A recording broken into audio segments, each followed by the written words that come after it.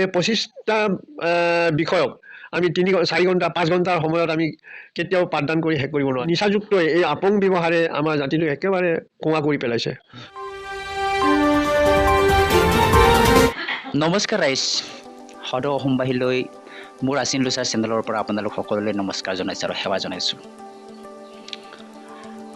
মই আছোঁ আজি এজন অৱসৰপ্ৰাপ্ত শিক্ষকৰ ঘৰত। আপোনালোকে জানে আমাৰ উঠি অহা ল'ৰা ছোৱালীবিলাকক বিশেষকৈ অন্ধকাৰৰ পৰা পোহৰৰ পথ দেখুৱাই দিয়া মানুহবিলাক কোন বুলি যদি আপুনি প্ৰশ্ন কৰে, মই নিশ্চয় মোৰ চেনেলৰ পৰা আপোনালোকক জনাম। তেখেত হৈছে আমাৰ শিক্ষাগুৰুসকল। বিশেষকৈ আমি একোটা বিদ্যালয়ত পঢ়া শিক্ষাগুৰুৰ লগত আমি শিকি অহা একোজন প্ৰত্যেকে একোজন নাগৰিক আৰু দেশৰ একোজন ব্যক্তি। বিশেষ মই তেখেতৰ ঘৰত মই আছোঁ। তেখেত বেলেগ নহয়, মোৰ নিজৰ মাকব হয়। তেখেতক মই মোৰ চেনেলৰ পৰা মই কিছু সম্বৰ্ধনা জনাম। প্ৰথমতে তেখেতৰ পৰিচয়টো দিয়াৰ পাছত তেখেতক মই সম্বৰ্ধনা জনাম। তেখেতৰ নাম হৈছে দুলাৰাম টেট। হঠাৎ তেখেত অৱসৰপ্ৰাপ্ত এজন শিক্ষক আৰু তেখেত মোৰ মাকব হঠাৎ বিনীদেৱ হয়, মোৰ ডাঙৰ বাইদেউৰ হাজবেণ্ড হয়। তেখেতক মই কিছুমান মনৰ কথা সুধিবৰ কাৰণে তেখেতৰ ঘৰত মই আজি উপস্থিত হ'লোঁ। প্ৰথমতে তেখেতক মই আমাৰ মিচিং এককেৰে মই সম্বৰ্ধনা জনাব বিচাৰিছোঁ।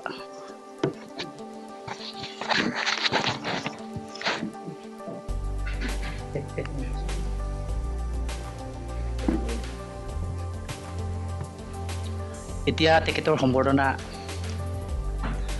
সম্বৰ্ধনা অনুষ্ঠানখিনি হঠাৎ মোৰ চেনেলৰ যিটো তেখেতৰ সম্বৰ্ধনা অনুষ্ঠানখিনি হৈ গৈছে।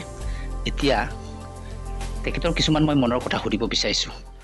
আপোনাৰ শিক্ষকতা জীৱনত আপুনি কেনেধৰণৰ অভিজ্ঞতা পাইছে? ল'ৰা ছোৱালীবিলাকক অন্ধকাৰৰ পৰা পোহৰ বিলোৱা আপোনালোকৰ শিক্ষক সমাজ, আপুনি আপোনাৰ শিক্ষকতা জীৱনত কি অভিজ্ঞতা আপুনি আমাৰ সমাজৰ পৰা পাইছে? কিছু কথা আপুনি অকণমান চমুকৈ ক'বচোন।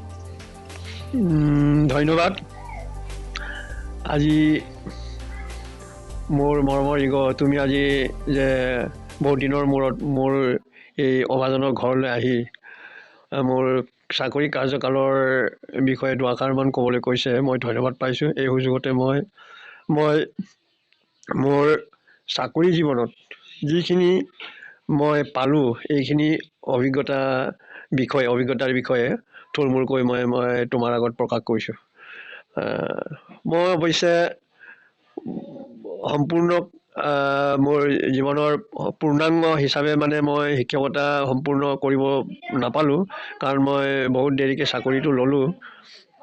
চাকৰি লোৱাৰ পাছত মই ওচৰৰে আমাৰ মুদৈ দেবেৰা গাঁৱত জনাই মহকুমাৰ অন্তৰ্গত মুদৈ দেবেৰা গাঁৱত কামপুং বুঢ়ীচুটি, মোৰ বিদ্যালয়খনৰ নাম কামপুং বুঢ়ীচুটি।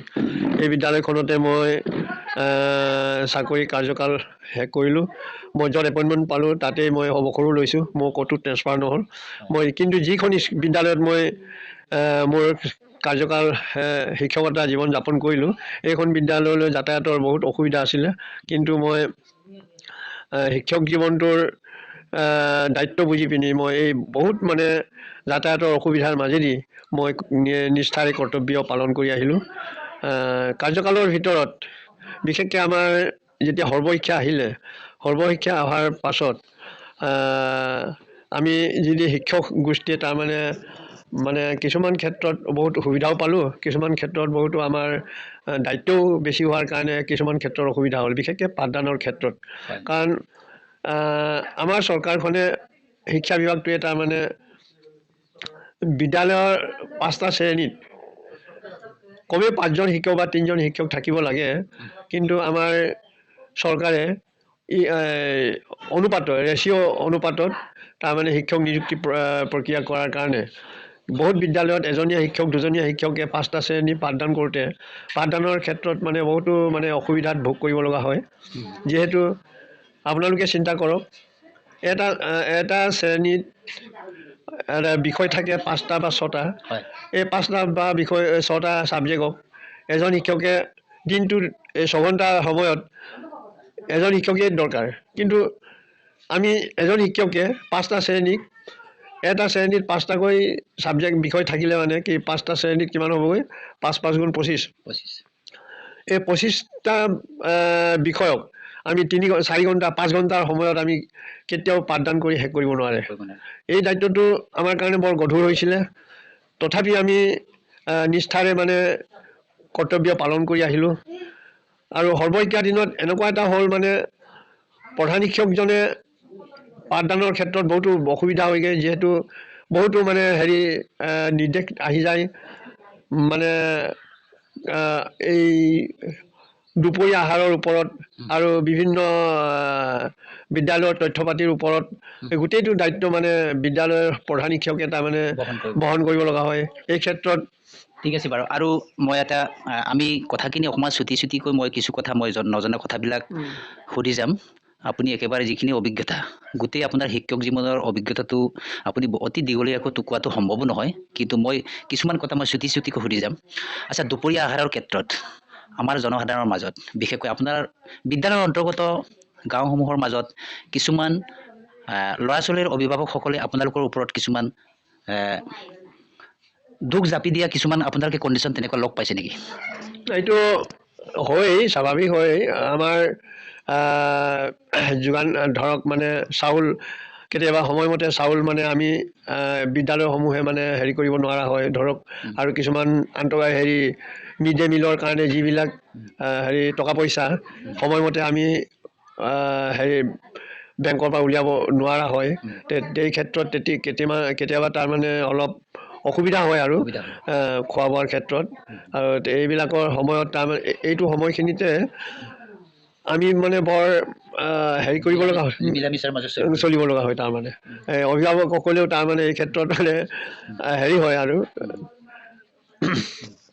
আচ্ছা এতিয়া হয় আপোনালোকে সকলো শিক্ষক সমাজে যদি মোৰ ভিডিঅ'খিনি চাই আছে সকলোৱে জানে নিজৰ অভিজ্ঞতাৰ ওপৰত কিন্তু সকলোৱে জানিলেও তেখেতৰ আমাৰ বিনীদেৱৰ আমাৰ মাকবৰ যিটো কথা মনৰ কথা মই কিছু তেখেতৰ চাকৰি কাৰ্যকালৰ কিছুমান কথা মই সুধিলোঁ এতিয়া ইয়াৰ মাজতে হয়তো আপোনালোকে অপ্ৰিয় নহ'ব মই ইয়াৰ মাজতে তেখেত আৰু আমিতো এজন মিচিং আমি সম্প্ৰদায়ৰ লোক কিন্তু আমাৰ মিচিং হিচাপে আমাৰ জাতিগত পৰিচয় আছে পৰম্পৰা আছে কিন্তু ইয়াৰ মাজতে শিক্ষক জীৱনৰ কিছুমান অভিজ্ঞতাৰ মাজতে আমাৰ মিচিং জাতিৰ কিছুমান পৰম্পৰাৰ বিষয়ে তেখেতক মই সুধিব বিচাৰিছোঁ আপোনালোকে চাই থাকিব তেখেতক চাকৰি কাৰ্যকালৰ যেতিয়াৰ পৰা চাকৰি তেখেতে কৰিছে চাকৰি নকৰাৰ আগৰ পৰাই তেখেতে মিচিং সমাজৰ মাজত কি চলিছে ক'ত কি হৈছে পৰম্পৰাই কি মিচিং পৰম্পৰাই কি ধৰণে কেনেধৰণে আগবাঢ়িছে তাৰ কিছু কথা তেখেতে সম্পূৰ্ণ জানে তেখেতৰ অভিজ্ঞতাৰ ওপৰত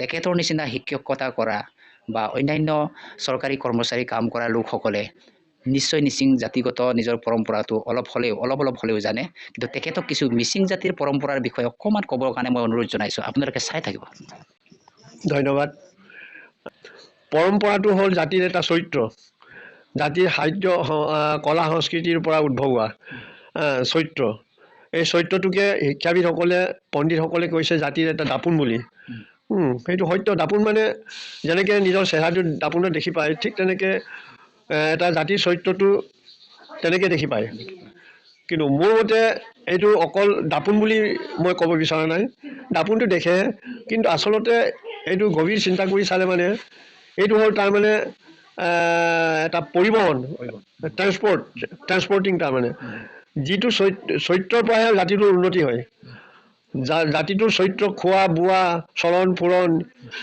যিকোনো আচাৰ ৰীতি নীতি পৰিৱেশ পৰিস্থিতি ইত্যাদি লৈ পিনি জাতিটোৰ উন্নতি হয় গতিকে এই জাতিটোৰ এটা মানে মই এই পৰম্পৰাটোক জাতিৰ এটা বহন বুলি কওঁ বিয়েৰাৰ অফ দ্য নেশ্যন বুলি কওঁ তাৰমানে এইটো জাতিৰ মানে পৰিবহণ তাৰমানে যি জাতিৰ চৰিত্ৰটো যিমান ভাল হ'ব এই জাতি ইমানেই উন্নতি হ'ব এতিয়া বৰ্তমান বহুত জাতিয়ে মানে এতিয়া বহুত ওপৰলৈ উঠি গৈছে এইবিলাকৰ জাতিৰ চৰিত্ৰটো মানে আমাতকৈ উন্নত সিহঁতৰ খোৱা বোৱা চলন ফুৰণ আচাৰ ব্যৱহাৰ ইত্যাদি লৈ সিহঁতৰ আমাৰ জাতিটোতকৈ বহুত উন্নত গতিকে সিহঁতে আমাতকৈ আগবাঢ়ি গৈ আছে গতিকে ধৰক কথা এটা এজন মানুহে টেক্সিত উঠি গৈছে এজন মানুহে এটা জীপ গাড়ী উঠি গৈছে জীপ গাড়ীত যোৱাজনে টেক্সিত উঠি যোৱা মানুহটো কেতিয়াও পাৰ নাপায়গৈ ঠিক তেনেকুৱা গতিকে আমাৰ জাতিটোৰ চৰিত্ৰটোৱে আমাৰ জাতিটোৰ উন্নতিৰ ক্ষেত্ৰত কিছুমান বাধাত মানে বাধা সৃষ্টি কৰি আহিছে আচলতে কেনেধৰণৰ চৰিত্ৰ হ'ব লাগে অকণমান আপোনাৰ অভিজ্ঞতাই কি কয় কেনেধৰণৰ চৰিত্ৰ আমাৰ মানুহৰ থাকিলে আমি জাতিৰ পৰম্পৰাটো বেছি ৰক্ষা কৰিব পাৰিম সেইটো অকণমান ক'ব তাৰমানে গতিকে জাতিৰ চৰিত্ৰ মানে ধৰক আমি এতিয়া আমাৰ জাতিটো বিশেষকৈ আমি মাদক দ্ৰব্য আমাৰ জাতিটো যিকোনো ক্ষেত্ৰতে আমি মাদক দ্ৰব্য ব্যৱহাৰ কৰোঁ গতিকে এই মাদক দ্ৰব্য ব্যৱহাৰৰ ক্ষেত্ৰত মই এইটো বিশেষকৈ ক'ব বিচাৰিছোঁ এইটোৱে আমাক পৰিপন্থী হৈ আছে আমাৰ জাতিটোৰ লগতে আমাৰ যিকোনো সকাম নিকামবিলাকত দদগাং দহা সেইবিলাকতো আমাৰ জাতিটোৰ যিখিনি ৰীতি নীতি এজন মানুহে এঘৰ মানুহে ধৰক দহা এটা পাতিবলৈ হ'লে নাই কমেও 2 লাখ 3 লাখ টকাৰ দৰকাৰ হয় গতিকে এইটো 2 লাখ 3 লাখ টকা আমি এতিয়া ফটকৈ যে আমি উলিয়াই আমাৰ ৰীত কৰ্মটো কৰিব পৰা হয় এইটো সম্ভৱ নহয় গতিকে এইটো কৰিবলৈ যাওঁতে আমাৰ মাটি বাৰী বন্ধকত থ'ব লগা হৈ যায় গৰু ম'হ বিক্ৰী কৰিব লগা হয় গতিকে এইবিলাক ক্ষেত্ৰতে আমাৰ মানে উন্নতিটো মানে বাধা আহি পৰে গতিকে এইবিলাক ক্ষেত্ৰত আমি চমু পৰ্যায়লৈ আনিব লাগে মানে খৰচটো কেনেকৈ আমি কমাব পাৰি এইটো আমি জাতি হিচাপে এটা হেৰি কৰি পিনি এই ৰীতিটো মানে অলপ চমু পৰ্যায়লৈ আনিব পাৰিলে বেছি ভাল হ'ব ইমান এটা সুন্দৰ কথা কৈছে আমাৰ বিনীদেও বিশেষকৈ তেখেতে যিটো কথা কৈছে আপোনালোকৰ নিশ্চয় প্ৰত্যেকৰে অভিজ্ঞতা আছে কিন্তু আৰু এটা বেলেগ মই প্ৰসংগ এটা তেখেতক মই সুধিব বিচাৰিছোঁ আমাৰ জাতিৰ পৰম্পৰাৰ মাজতে বিশেষকৈ আমাৰ মিচিং জাতিটোৰ ধৰ্মৰ বিষয়ে অৰ্থাৎ মিচিং জাতিৰ পৰম্পৰাৰ ভিতৰত যি ধৰ্মই নহওক মিচিং জাতিৰ পৰম্পৰাগত হঠাৎ খিলঞ্জীয়া জনতাৰ বিশেষকৈ আমাৰ মিচিং জনসাধাৰণৰ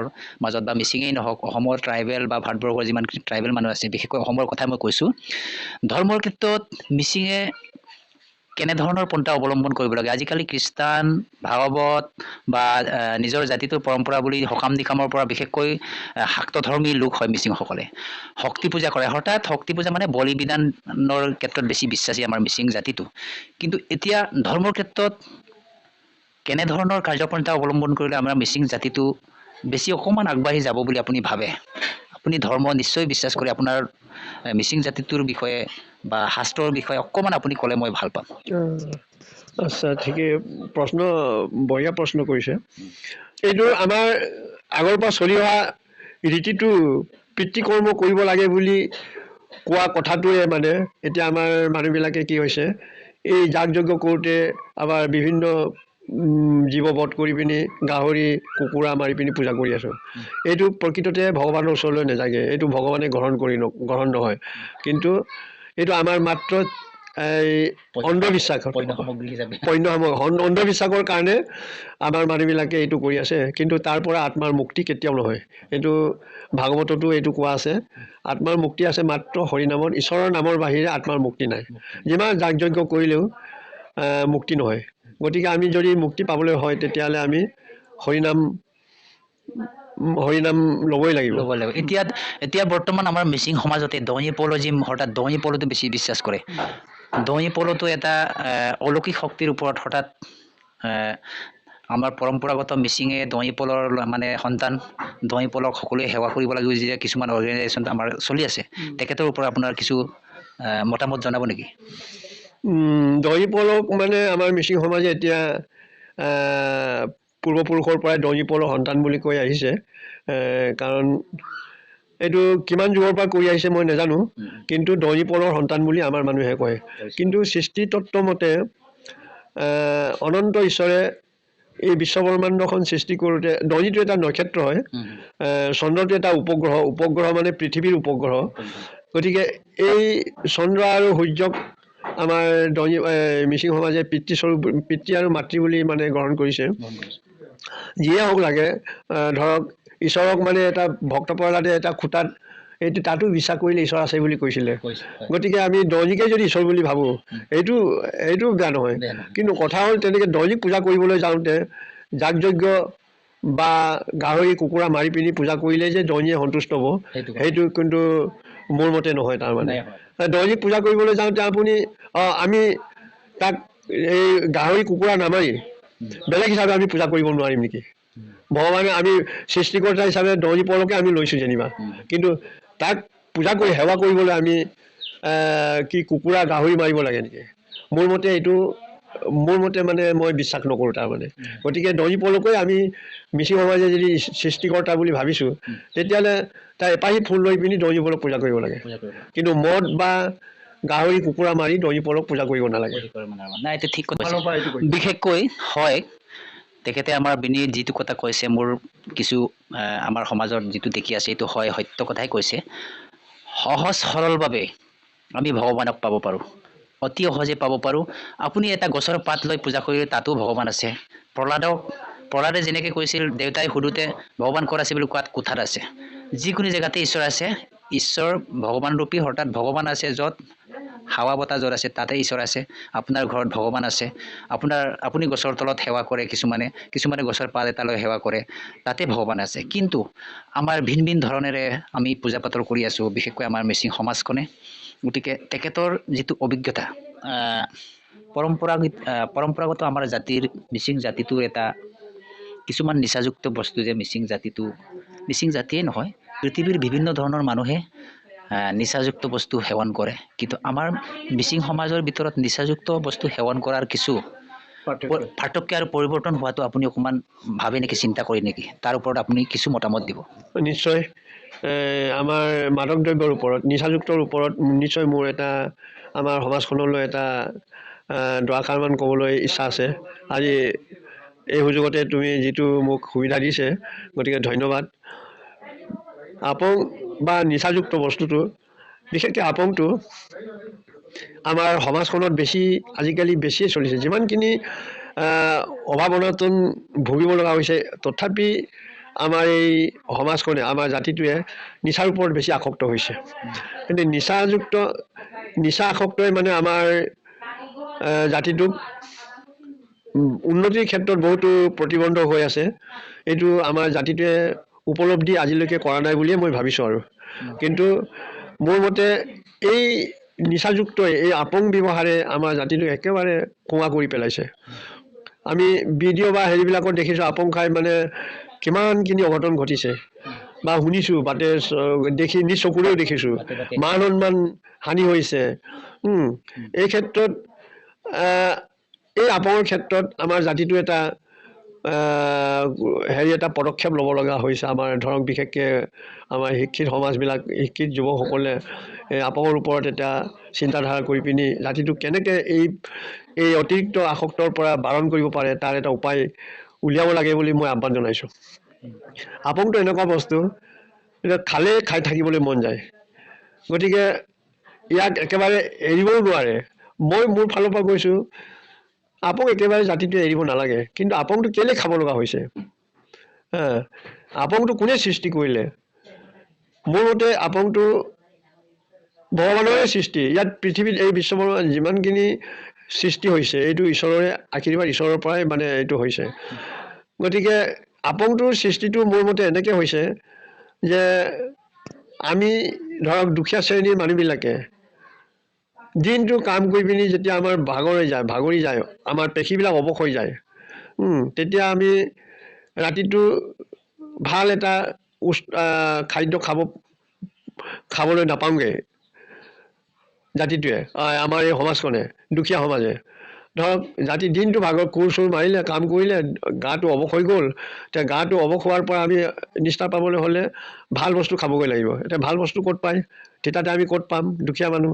গতিকে এই আপংটো যদি আমি খাই দিওঁ, গতিকে আমাৰ এই খাই দিয়াৰ লগে লগে আমাৰ দিনটোৰ ভাগৰখিনি অলপ মানে হেৰি হৈ যায়গৈ, অলপ চেতনা আহে। আমাৰ পেশীবিলাক দুৰ্বল হৈ গ'ল, আপং এবাতিমান খাই দিলোঁ, পৰিপূৰক হৈ গ'ল। গতিকে আপংটো নিয়মিতমতে খাব লাগে। আপংটো পনীয় হিচাপে খালে, দিনটো পাই থাকিলে খাব লাগে। এইটো নিচাযুক্ত বস্তু, গতিকে তাক দিনটোত খাব নালাগে। ৰাতিপুৱা আৰু গধূলি আপুনি এবাতি বা দুবাতি খাই যদি নিয়মিতমতে চলে, তেতিয়া আপোনাৰ আয়ুসো বৃদ্ধি হ'ব, আপোনাৰ আৰ্থিক ফালৰ পৰা টনকিয়াল হ'ব, চব ফালৰ পৰা আমাৰ মান সন্মানৰ ফালৰ পৰা আপুনি মানে নিজকে হেৰি কৰিব পাৰে। এতিয়া আপঙৰ বিষয়ে এতিয়া নহয়, সত্যযুগৰ পৰা এইটো বিচাৰ চলি আহিছে। মই জনামতে, মই শুনামতে শাস্ত্ৰত মানে এই আপঙৰ বিষয়ে সত্যযুগতেই বোলে এবাৰ ঋষি মুনিসকলৰ মাজত 18জন ঋষিৰ মাজত বিতৰ্ক হৈছিলে বোলে, আচ্ছা। সপক্ষ আৰু বিপক্ষ। আপং খোৱাটো ভাল নে বেয়া? হুম, ৰাতি তৰ্ক বিতৰ্ক 18জন ঋষিৰ মাজত অপক্ষ আৰু বিপক্ষ মানে তৰ্ক হৈছিলে। ব্ৰহ্মা বিষ্ণু এই ঋষিমুনিসকলৰ বিতৰ্কৰ মাজত ব্ৰহ্মা, বিষ্ণু, মহেশ, কপিল, কুমাৰ, শুক, ভীষ্ম, বলি, ৰায়, যম, জনেক, নাৰদ, প্ৰহ্লাদ, অত্ৰি, অগ্নি, বশিষ্ঠ, কৈশৱ, যৱন, গগন, শুক্ৰ আৰু বৃহস্পতি আদি কৰি ভৃগু আদি কৰি 18জন ঋষিমুনি আচ্ছা। ৰাতিপুৱাৰ পৰা তৰ্ক কৰিছে। কাৰো যুক্তি কোনেও মানে ভাঙিব পৰা নাই। আপং খোৱা ভাল নে বেয়া? আচ্ছা। কিছুমানে কৈছে আপং খালে ভাল, আপং খালে মই গাত শক্তি হয়, এনেকৈ কৰিব পাৰে।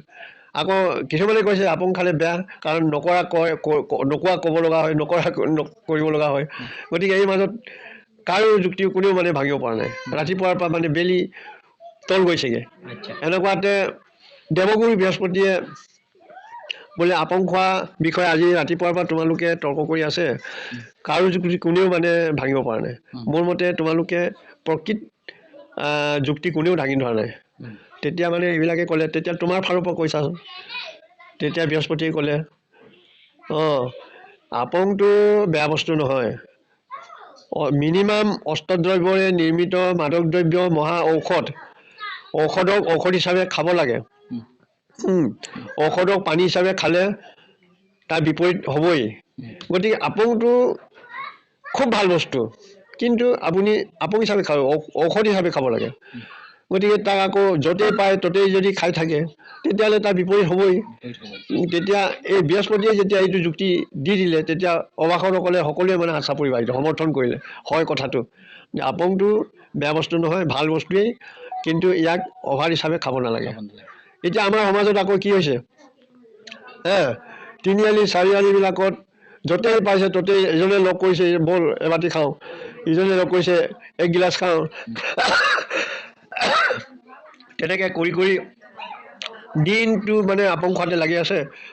টকাও খৰচ হৈছে, সময়ৰো কামৰো লোকচান হৈছে, আৰু কেতিয়াবা মান ইজ্জতৰো কথা মানে হেৰি হৈছে, নাইকিয়া হৈ গৈছে। গতিকে এইফালৰ পৰা মই একদম আপং খোৱাটো নিষেধ, খাব নালাগে বুলি ক'বলৈ যোৱা নাই। ঔষধ হিচাপে ৰাতিপুৱা যদি আপুনি ভালকৈ মানে এগিলাচমান খাওক, আপুনি যদি একেবাৰে এৰিব নোৱাৰে, নিচা যদি এৰিব নোৱাৰে, ৰাতি আপুনি দিনটো কাম কৰিলে, কাম কৰাৰ পাছত আহি ঘৰত তাকো হোটেলৰ তিনিআলি চাৰিআলিত খাব নালাগে। নিজৰ ঘৰত গৈ লগত কিবা এটা আনি মাছ বা যিকোনো পিটিকা চিটিকা হেৰি কৰি মদৰ লগত খাব পৰাকৈ আপুনি যতনাই পিনি নিজৰ পৰিয়ালৰ লগত বহি খাই দিয়ক। খোৱাৰ পাছত আপুনি কিবা এটা অভাৰকৈ খালেও আপুনি কিবা এটা হ'ল, তাক নিজৰ মাইকী মানুহে আপোনাৰ ঘৰৰ মানুহে আবদাৰ কৰিব। এই তিনিআলি চাৰিআলিত যদি খাই দিয়ে, তাত যদি তুমি অভাৰত নিচাযুক্ত পৰি থাকিলে, তোমাক 10জনে হাঁহিব। কোন আছে এইটো আমুকাই, আৰে আমুকাই এনেকৈ মদ খাই হৈ আছে নেকি বা পৰি আছে নেকি? কিমান ইজ্জতৰ কথা, এই মান হানিটো ঘূৰাই পাব। হয় হয় হয়। আচ্ছা, আমি এতিয়া বিশেষকৈ আমাৰ বিনীত এটা শিক্ষক সমাজৰ আমাৰ সমাজখনত বিভিন্ন জেগাত গৈছে, শিক্ষকতা কৰি বিভিন্ন গাঁৱত গৈছে, বিভিন্ন ঠাইত গৈছে, তেখেতৰ সম্পূৰ্ণ অভিজ্ঞতা আছে। তেখেতে যিটো অভিজ্ঞতা পালে, তেখেতৰ অভিজ্ঞতাখিনি ক'লে। তেখেতে যিমানখিনি অভিজ্ঞতা পাইছে, সেইখিনি অভিজ্ঞতা অসমৰ সমাজ ব্যৱস্থা, যিবিলাক সমাজ পাতি বসবাস কৰি আছে, তেখেতসকলেও পাইছে। শিক্ষকতা যিবিলাক কৰি আছে, তেখেতসকলেও পাইছে। কিন্তু আজিকালি মানুহে জানি বুজি ভুল কৰে, জানি বুজি মানুহে কাম কৰে। নিশ্চয় যিকোনো এটা সমাজ ব্যৱস্থাতে নিচাযুক্ত দ্ৰব্যই সমাজখন উন্নতিৰ অন্তৰায় হৈ পৰে। অৰ্থাৎ নিচা অতিপাত সেৱন কৰিব নালাগে, আৰু প্ৰতিজন মানুহে জানি বুজি কাম কৰে। হয়, আপুনি দিনটোত পৰিশ্ৰম কৰক, পৰিশ্ৰম কৰাৰ শেষত আপুনি গধূলি গৈ আপোনাৰ ঘৈণীয়েকৰ লগত, আপোনাৰ পৰিয়ালৰ লগত, মা দেউতাৰ ঘৰত বহি আপুনি অকণমান নিচাযুক্ত বস্তু হ'লে আপুনি সেৱন কৰক। কিন্তু মই কোৱা নাই যে, মোৰ চেনেলৰ যোগেদি কোৱা নাই যে নিচাযুক্ত সেৱন কৰাটো বাধ্যতামূলক বুলি কোৱা নাই। কিন্তু পৃথিৱীৰ বিভিন্ন ধৰণৰ বিভিন্ন দেশত সকলো মানুহে নিচাযুক্ত বস্তু সেৱন কৰে।